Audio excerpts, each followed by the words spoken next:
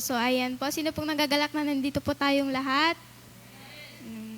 Tayo na po tumayo at tayo papurihan ng Panginoon sa pag-awit ng Here I Am to Worship.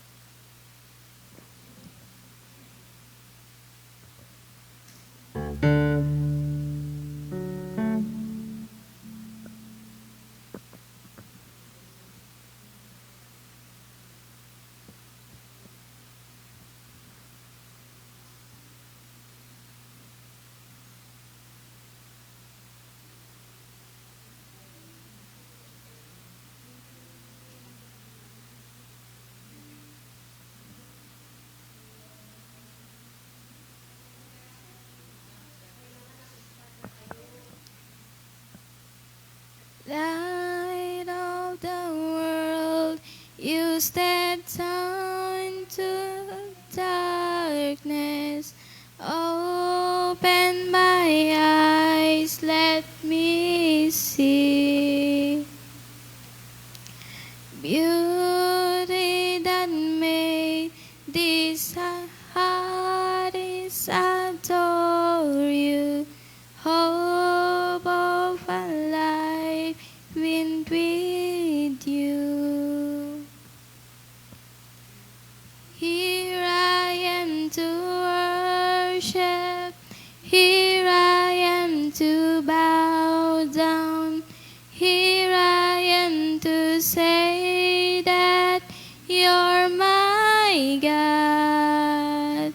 You're altogether worthy, altogether lovely, altogether wonderful to me. King of all days, oh so highly exalted, glorious in heaven above. Humbly you came to the earth you created. For love's sake became poor. Here I am to worship. Here I am to bow down. Here I am to say that you're my God. You're altogether lovely, altogether worthy, altogether wonderful to me. King of all days, you're so highly exalted, glorious in heaven above.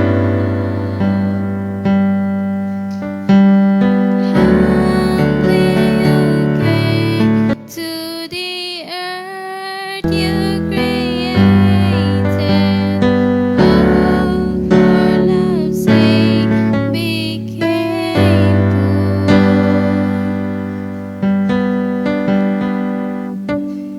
So here I am to worship.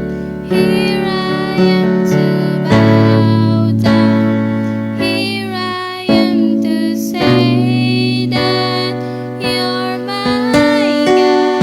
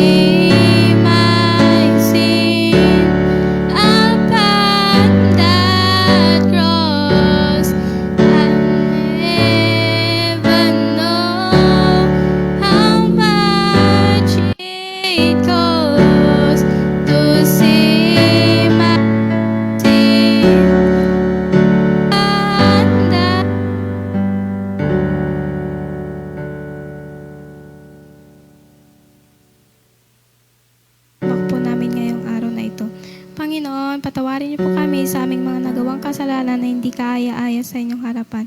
Panginoon, gabayan mo po ang iyong tagapaglingkod, Panginoon, na siyang babahagi ng iyong salita, Panginoon. Bigyan niyo po siya ng knowledge and wisdom upang sa ganun maihayag niya ng maayos ang mensaheng iyon.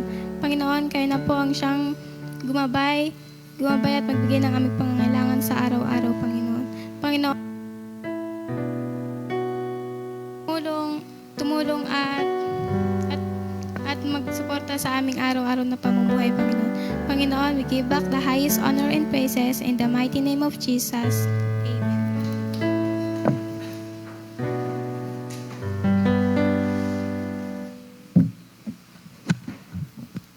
Yan, praise the Lord. Magandang gabi po muli sa bawat isa sa atin. Yan, tayo po ba ay masaya na nandito ngayon? Amen. Ayan, sa pagkakataon na ito, tayo po ay nandirito upang manalangin, magkaisang manalangin sa ating Panginoong Diyos. At bago tayo manalangin, ay tayo muna ay makakarinig ng salita ng ating Panginoong Diyos na paalala muli sa bawat isa sa atin. Alam po, bawat isa sa atin, alam na natin ang patungkol sa prayer. Kasi every prayer meeting, napapakinggan po natin ang tungkol sa panalangin. Sa mga sermon, napapakinggan po natin. At itong mga napapakinggan po natin ay minsan paulit-ulit na, pero po ito po ay palaging paalala sa bawat isa sa atin. Kasi nga po, tayo po ay minsan managkabkabaw tayo. Nung malipatan tayo, minsan malipatan nyo pa yung agkararag. Sino ti makaliplipat ng agkararag kakabsat? Sa pagkakataon na ito, open your Bible in the book of 1 Thessalonians chapter 5. At alam niya ito, verse 17. Pray without ceasing.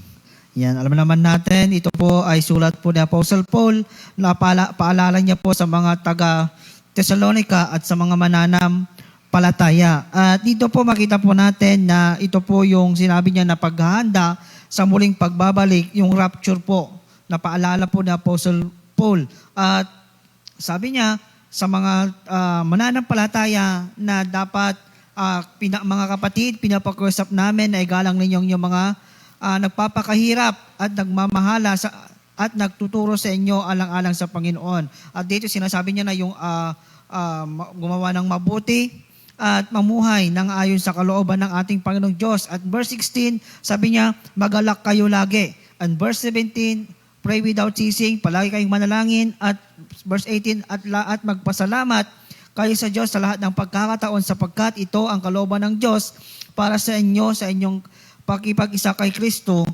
Jesus. At dito, mag-focus po tayo in verse 17 na sinasabi niya, lagi kayong manalangin. At ito po yung laging paalala ni Apostle Paul, bawat siya sa atin, bawat mananampalataya, ay ito po ang laging reminders po natin, laging sinasabi sa atin na lagi tayong manalangin. Kasi nga po, ito po yung kailangan natin sa bawat araw ng ating buhay.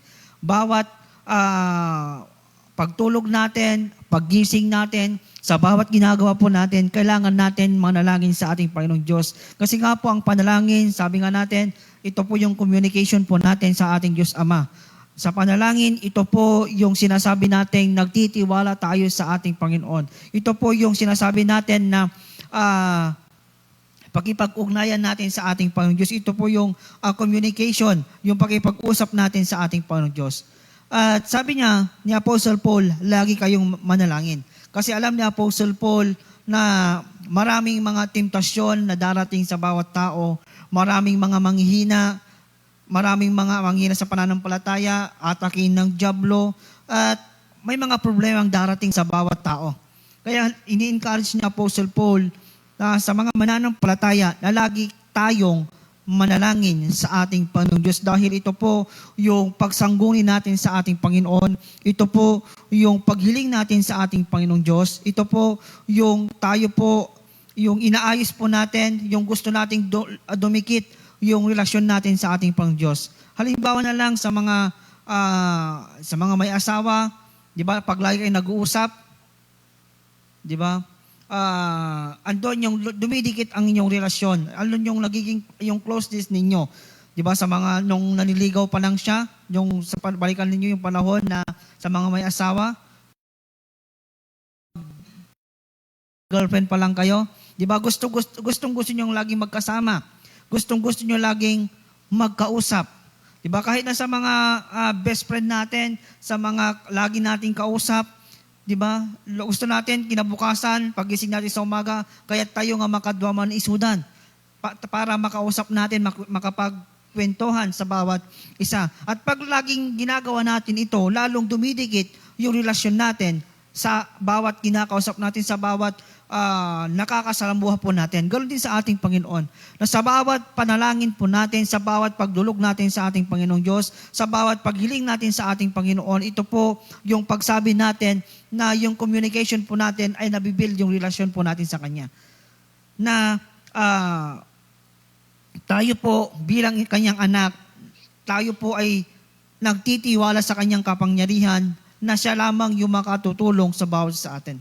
Sa bawat ginagawa po natin, lagi kayong manalangin. Hindi niya sinabing dito na 24 hours tayong manalangin sa Kanya araw-araw. Yung sinasabi niya dito, lagi kang manalangin, sa bawat kahit sa mga, sa bawat sitwasyon po natin, kailangan nating manalangin sa Kanya. Sa bawat gagawin po natin, kailangan po nating manalangin sa Kanya. Sa bawat free time po natin, kailangan nating manalangin. Di ba? Kapag may temptasyon tayo, anong ginagawa po natin? Kapag nasarapan po natin yung temptation, o kapag bibigyan tayo ng temptation ng kaaway, anong kailangan po natin? Prayer, diba? Para mapagtagumpayan po natin yung temptasyon na siyang ibinibigay sa atin ng Diablo. Kapag may blessing ka, anong ginagawa mo? Anong ginagawa po natin pag may blessing? Masaya po tayo. Ano pa? Kung ano yung ginagawa po natin, na minsan, nakakalimutan nating manalangin. Bakit kailangan nating manalangin? Kailangan mong magpasalamat sa blessing na natanggap mo sa ating Panginoon. Di ba? Kapag andyan ang Diablo na siyang nakapaligid po sa atin, anong gagawin po natin? Prayer. Di ba? Kasi nga po, yung prayer, ito po yung shield po natin sa atake ng Diablo sa atin. Kapag may mga problema po tayo, anong kailangan po natin? Prayer, di ba? Kapag nangangailangan po tayo, anong kailangan natin? Panalangin. Kaya sinasabi na Apostle Paul, sa bawat ginagawa po natin, sa bawat gagawin po natin, sa bawat sitwasyon ng ating buhay, kailangan nating manalangin sa ating Panginoong Diyos.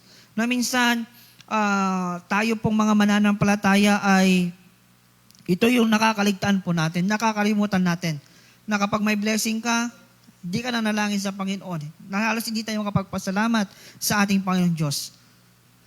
Di ba? Kahit may mga problema po tayo, minsan, pag dumating yung mga problema, huling remedyo po natin ang ating Panginoon. Na kapag wala na tayong may remedyo, saka tayo dudulog sa ating Panginoong Diyos. Di ba? Sa mga mananampalataya, ito po yung encourage niya Apostle Paul sa mga Thessalonica na bilang hinihintay nila, ngayon hinihintay din po natin yung rapture, na lagi tayong manalangin sa ating Panginoon Diyos. Kasi nga po, ito po yung pinakakailangan po natin sa buhay po natin, sa buhay po nating mananampalataya. Ito yung pinakakailangan talaga natin, yung prayer. Kasi nga po, napakalaki ang nagagawa ng panalangin. Ito po yung makakatulong sa atin sa buhay po nating Kristiyano. Na kapag ang isang Kristiyano, nawawala yung prayer life niya, hindi siya nananalangin sa ating Panginoon, unti-unti yan na lumalayo sa ating Panginoong Diyos, unti-unti yan na manlalamig sa kanyang pananampalataya hanggang sa mawala na. Kahapon, mayroon akong nakakwentuhan na taga-Pukal-Pukal na member doon na nakita ko sa Petal. Nagtatrabaho sila doon, nag-wiring sila sa church sa Petal. Na sabi niya, Pastor, sabi niya, ito, di ba, alam mo naman yung buhay ko dati, sabi niya, tapos sinabi niya na ngayon, oray naging inawak, agkarkararago kong pastor. Oray nagdigdigo sa agkararaga kon pastor. Hanga po it ati pastor kung kuna na kanya. Sinasabi niya hanga po it atoy. Pero sabi niya, ngay pastor, nagpapagamit na din ako sa Panginoon. Ako na din yung nagiging leader sa mga grupo-grupo, sa mga kalalakihan. Sabi niya. Kaya yun po sa atin, tularan po natin. Sa bawat paglago natin, andon kasama niya yung pananalangin po natin. Kasi kapag hindi tayo nanalangin, ay napaka-imposibleng lumago tayo sa spiritual nating buhay. Habang nanalangin po tayo, lumalago din tayo sa ating spiritual life. Kasi nga po, ang panalangin ay kasama ng lahat. Pag nagbasa ka ng Bible, kailangan mong manalangin. Bakit? I-ask mo yung guidance ng ating Panginoon Diyos. Humingi ka ng wisdom sa ating Panginoon para maintindihan po natin yung nababasa natin. Di ba? Sa mga katagumpayan po natin bilang isang mananampalataya sa mga katagumpayan natin, sa mga pagsubok, sa lahat ng mga na-achievement po natin, kailangan natin ng prayer. Kasi hindi natin magagawa yan kung wala ang tulong ng ating Panginoon. Hindi natin mapagtatagumpayan yung buong maghapon kung hindi tayo hihingi ng tulong sa ating Panginoong Diyos. Kaya nga po halaga ng panalangin sa atin at bawat isa sa atin na kailangan talagang manalangin lagi sa ating Panginoong Diyos. Na kung may time tayo, kahit na may mga busy tayo sa ating mga ginagawa, pwede ka naman manalangin sa pamagitan ng iyong isip. Di ba? Kahit na ano yung ginagawa po natin, pwede kang manalangin sa pamagitan ng mga iniisip po natin. Sa gabing ito, mga kapatid, it is a reminder sa bawat isa sa atin na kailangan nating manalangin hindi lamang tuwing prayer meeting. Hindi lamang kapag tayo ay may problema. Kahit na sa pag-share natin ng Word of God, sa pag-witness natin dyan sa labas, di ba? Kailangan natin ng prayer. Bakit? I-ask natin yung tulong ng ating Panginoon Diyos para may share natin yung gospel dyan sa labas. At ipag-pray din po natin yung mga taong nasisharean natin ng gospel. Prayer talaga yung makakatulong sa bawat sa atin. Kaya din-encourage ni Apostle Paul na kailangan manalangin ng mga Kristiyano.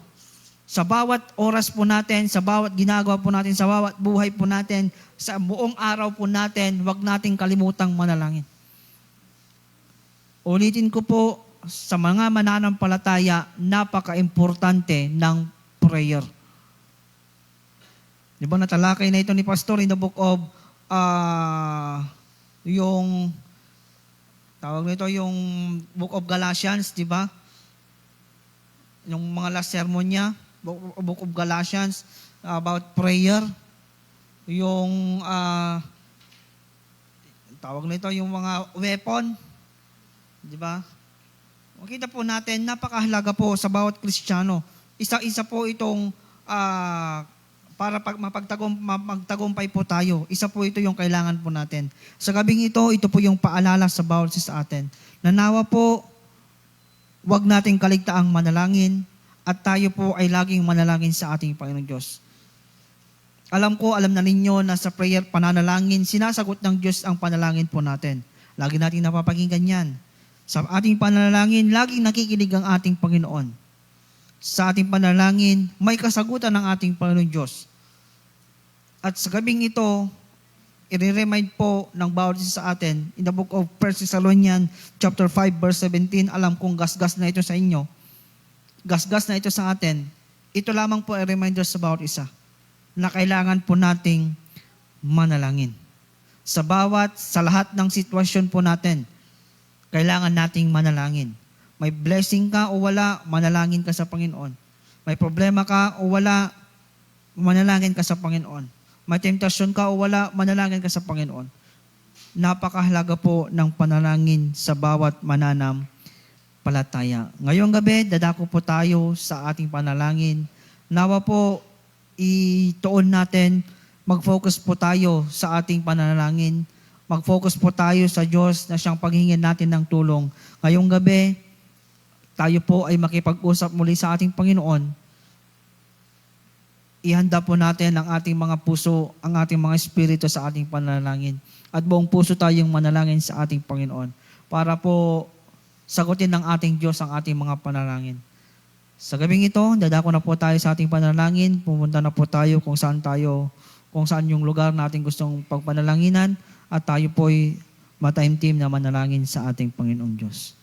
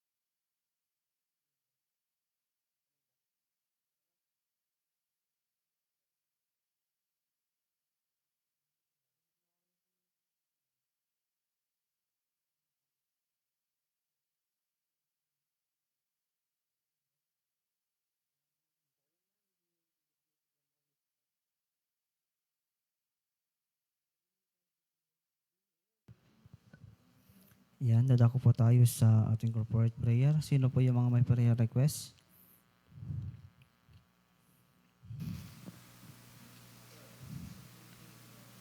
Yan, pag-pray po natin si Sister Arlene Macaraeg sa kanyang complete healing sa kanya. Sino pa po? Pastor Grace. Sino pa po?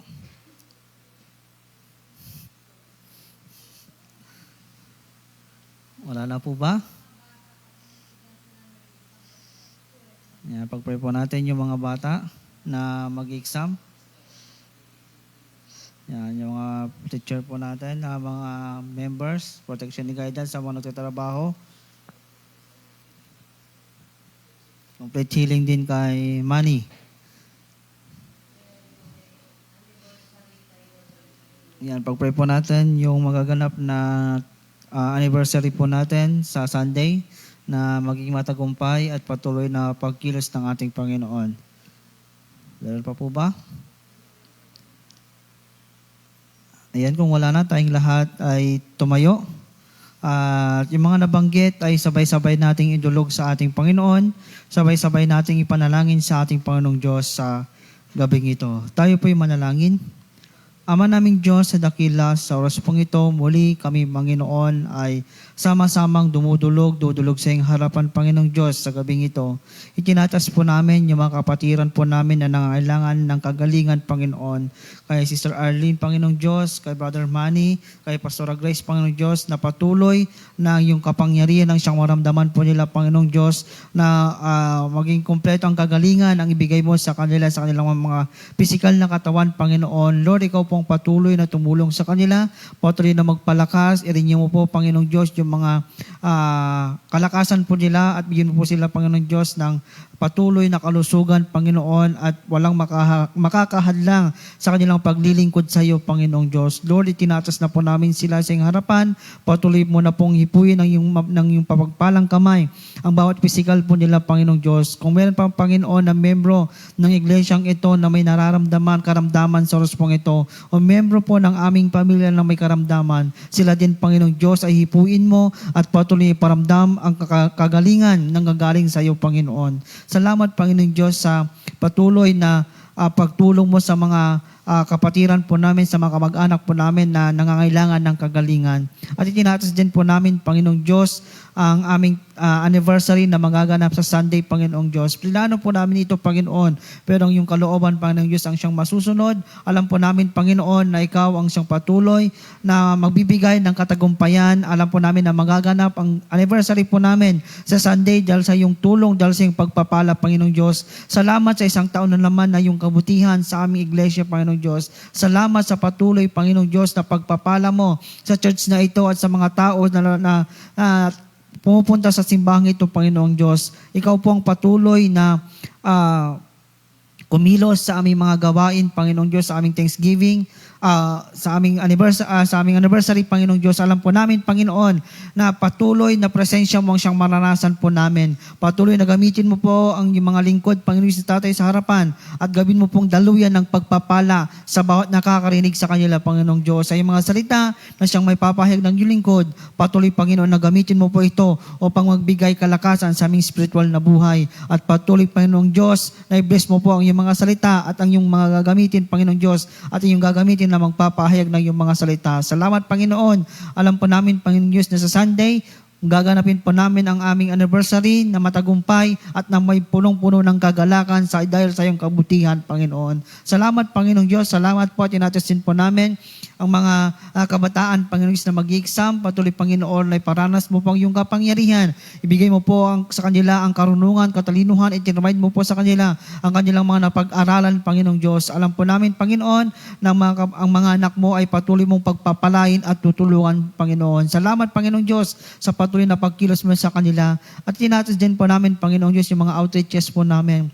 Yung mga tao, Panginoong Diyos, nakakarinig ng yung mga salita, patuloy mong pagpalain, tulungan, at buksan buksan ng kanilang mga spiritual na mga mata at kanilang mga puso, Panginoon, upang maintindihan po nila at makita po nila kung sino kang Diyos na siyang patuloy na tumutulong sa kanila at nagtutuwid sa kanila at nagmamahal sa kanila, Panginoong Diyos. Alam po namin, Panginoon, na hindi ka patapos sa mga outreaches po namin. Alam po namin, Panginoon, na gagamitin mo po ang iyong mga lingkod na mga pumupunta, Panginoon, upang mas lalong ma-encourage, mahikayat at makita ng mga tao, Panginoong Diyos, ang iyong kapangyarihan, ang iyong pagkilos ng iyong pagtulong sa bawat mananampalataya, Panginoong Diyos. Salamat, Panginoon. Alam po namin, Panginoon, na sa mga outreaches po namin, marami pang mga maliligtas at maraming lalakas ang kanilang mga spiritual na buhay, Panginoong Diyos. Salamat, Panginoong Diyos. Salamat po, Panginoon, at tinatisin po namin ang aming iglesyang ito, Panginoong Diyos. Lord, alam mo po ang aming church building, ang mga material na bagay ng aming iglesia. Alam mo po, Panginoon, yung mga kakulangan. Alam mo po, Panginoon Diyos, yung mga dapat ayusin, Panginoong Diyos, sa aming iglesia. Lord, ikaw po ang patuloy na mag-provide ng mga pangangailangan ng aming church na ito, Panginoong Diyos, upang mas mapaganda ang aming bahay, sambahan sa iyo, Panginoon, at mas mapaganda, Panginoon, yung mga gagawin po namin na paglilingkod sa iyo. Lord, provide mo po, Panginoon, ang mga pangangailangan ng aming iglesia at patuloy na pagpalain ng church na ito, Panginoong Diyos. At patuloy mo ding pagpalain ang bawat pumupunta sa church na ito mula sa pinakabata hanggang sa pinakamatanda. Patuloy mong pagpalain, tulungan, pagkaingatan, patuloy na protektahan, patuloy na bigyan ng karunungan, katalinuhan, at patuloy, Panginoong Diyos, na kalakasan spiritual. Ano man, Panginoon, yung mga problema ang kinakaharap po ng bawat isa, nakikita mo po ang bawat suliranin po namin, Panginoong Diyos. Alam din po namin na magtatagumpay kami dahil sa iyong tulong, dahil sa iyong pagpapala sa bawat isa sa amin. At ikaw ang siyang magbibigay ng kalakasan sa amin, Panginoon. At dahil sa kapangyarihan ni Kristo, Panginoon, alam po namin na magtatagumpay po kami. Salamat, Panginoong Diyos, at let your will be done sa buhay po namin. I-provide mo na po ang lahat po ng aming mga pangangailangan sa lahat po ang aspeto ng aming mga buhay. At patuloy mo na pong ipagkaloob ang iyong kapangyarihan. Patuloy, Panginoon, maranasan po ang iyong presensya sa bawat isa sa amin, Panginoon. Salamat, Panginoong Diyos, at tinatisin po namin ang aming mga Pastor, Panginoong Diyos, si Pastor Pader, Pastor Grace, Panginoong Diyos, alam po namin, Panginoon, na sila po yung mga lingkod. Tulungan po sila, patuloy na pagkaingatan, protektahan, patuloy na sagutin ang kanilang mga panalangin, at patuloy na tulungan sa kanilang ministry, Panginoong Diyos, sa iyo. At patuloy, Panginoon, alam po namin na patuloy mo silang pagpapalain at patuloy na bigyan ng kalusugan, at patuloy, Panginoong Diyos, na maglilingkod sila sa iyo. Salamat, Panginoong Diyos. Salamat po. At sa gabing ito, Panginoon, alam mo na po ang nilalaman ng aming mga puso. Nasabi na po namin sa iyo ang aming mga panalangin. Alam po namin, Panginoon, na sa gabing ito, kumikilos ka na po sa mga panalangin po namin. Salamat sa kasagutan ng aming mga panalangin. Salamat sa patuloy na gagawin mo sa aming mga buhay. At salamat, Panginoong Diyos, dahil alam po namin na patuloy na magtatagumpay po kami dahil ikaw ang tutulong at patuloy na magre-remind sa amin, Panginoon. Salamat sa gabing ito, Panginoong Diyos. Salamat po at sa mga offering, Panginoon, na siyang malilikom. Patuloy mo na pong pagpalain nito, Panginoon, at magagamit po si kalalawak na yung gawain. At patuloy na pagpalain ang bawat kamay na magbibigay, Panginoong Diyos. At ang bawat isa sa amin, Panginoon, yung mga anak ay pasaganang pagpapala ang siyang ibuhos mo. Salamat, Panginoon, sa gabing ito. Alam po namin, Panginoon, na hanggang sa aming pag-uwi ay mararanasan po namin ang iyong presensya. Hanggang sa aming pagtulog at sa mga susunod na araw, alam po namin na ikaw ang patuloy na mag-iingat at patuloy na magpuprotekta sa amin, Panginoong Diyos. Sa gabing ito, Panginoon, ibinabalik po namin ang lahat ng papuri, pasasalamat at pagsamba sa pangalan ni Jesus. Amen and amen. Ibigay na po natin ang ating handog sa ating Panginoon.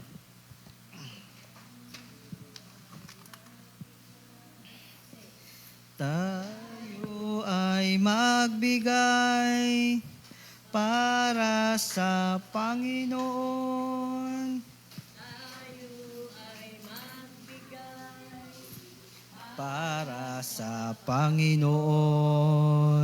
Purihin ang Diyos, pasalamatan siya na may kagalakan sa puso. Hallelujah. Amen. Magandang gabi po sa bawat isa sa atin.